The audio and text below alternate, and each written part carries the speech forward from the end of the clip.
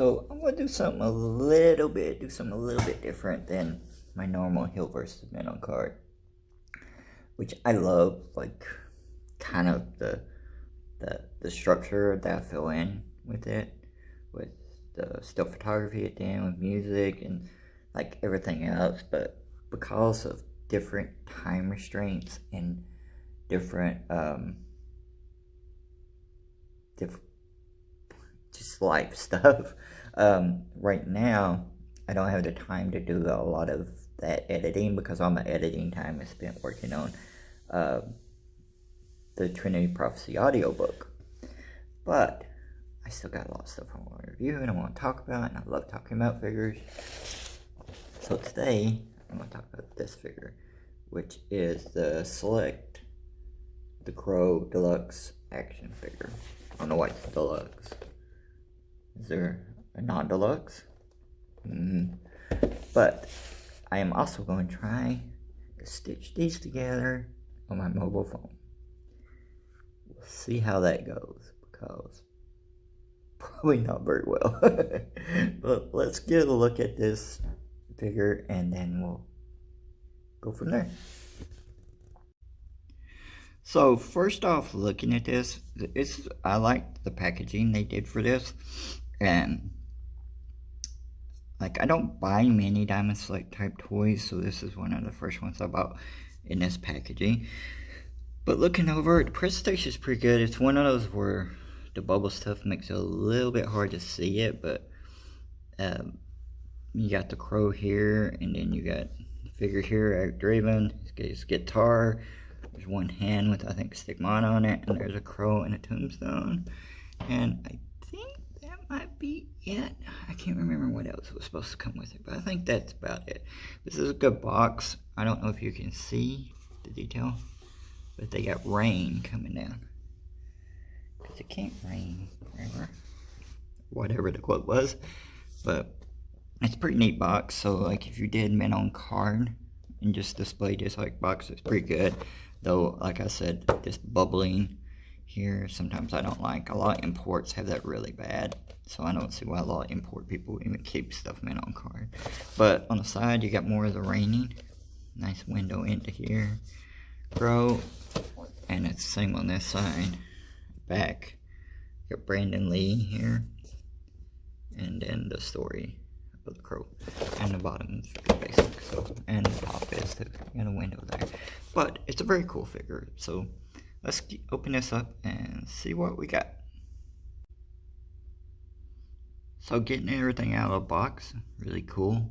Going over a couple of things really quick, and then we'll dive it more in depth. One is you get this background from inside the box.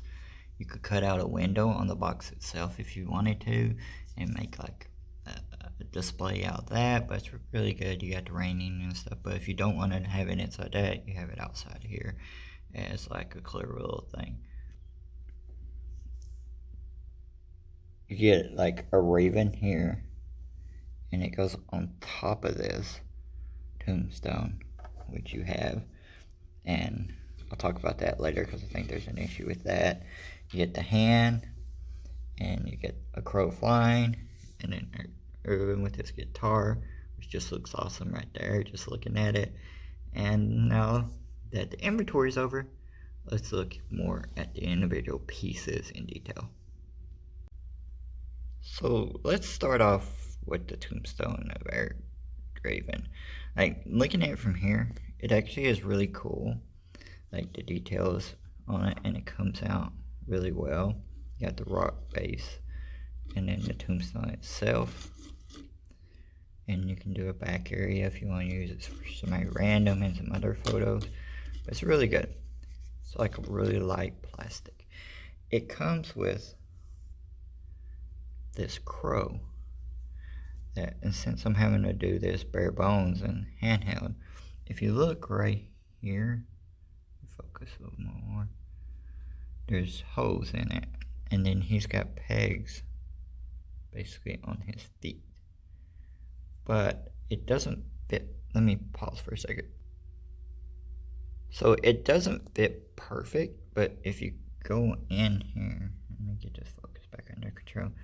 like it barely sits in there, so it doesn't fit great in there. I would almost rather it be like one deep peg that went down in it, but I guess they were making it where you could use this for other stuff and then use the Tombstone separate from the Raven also. So I don't know. Overall, I think it's a good choice, but that just to let people know that doesn't sit great in there, as you can see. Just the hose don't go down far enough for it to sit really great. But this is a really cool part of the set that you get with the figure. So now we look at the hand that came with it, and this is a great choice if you were going to do any extra hands with him. This was a great one, I think. I haven't looked at the other hands to see how great they are yet, but if you got like, see it right there, it's a hole clean through. So like his sort of like the bullet hole stigmata thing with him sort of is good, and it's a good clean through. And the shadows, I don't know if it's actually red in there, but the shadows kind of give it a red tint, I think. At least in the brain you start to think. And there's the peg on it. It was a little tight when I first got it out, but it's loosened up quite a bit. So we'll see how that goes when I try to put it on later for some pictures and stuff, but that's a really good accessory for it. And then you get the crow in flight, which is a really good one. It's got some pretty good detail, I think, on that. I mean, of course, with a lot of this stuff, it would be better if you could have like some washes or something like that, because crows are black, but they also have a lot of white tint to them, I always think.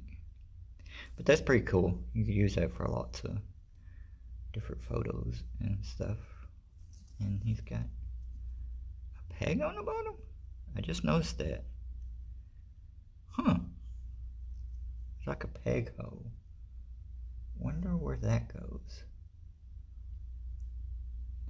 Alright, you have to go on the shoulder or something to set on it. I don't know. I have to look, because we're going to look at the figure next, so we'll see. So now we get to what we all came here for. Eric Draven, the Raven. And when I first wanted to do this review, I wanted, you know I'm going to eventually do a picture of it, I wanted to have the Sting Crow, the really good, best Sting Crow they ever did. And have it side by side with him. But if you look at this thing, it's got so much detail. Like those boots are pretty awesome, and how they're open because he just thrown on some boots. And then overall you got the jacket, which looks pretty cool. Focus a little better for that.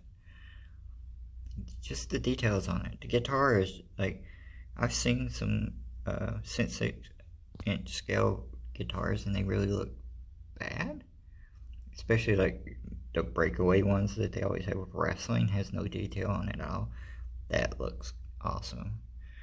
You got the ring, the wedding ring, and his shirt's torn. I love that bit up here because it always gets torn on my shirts. And then you go into the face, and I've seen where some people complained it doesn't technically look like Brandon Lee all that much, and I don't know about the rights with Brandon Lee. I love that jacket photo too.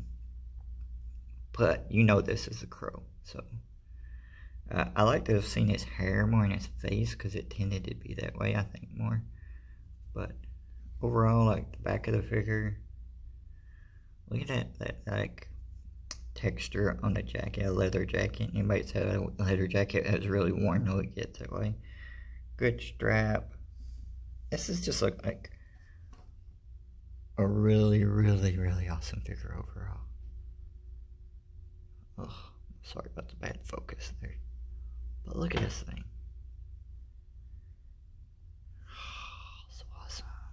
Been wanting a crow figure forever. So my final review on the Diamond Deluxe Crow Deluxe, whatever, I think it's really good. If you're a fan of the Crow, get this figure. I understand that they just come out and announce around the same time, like one of the super expensive imports, but like this is awesome. Like, why wouldn't you want this? Like, look at that thing. No trouble at all getting it into this pose. Like, it's just really cool.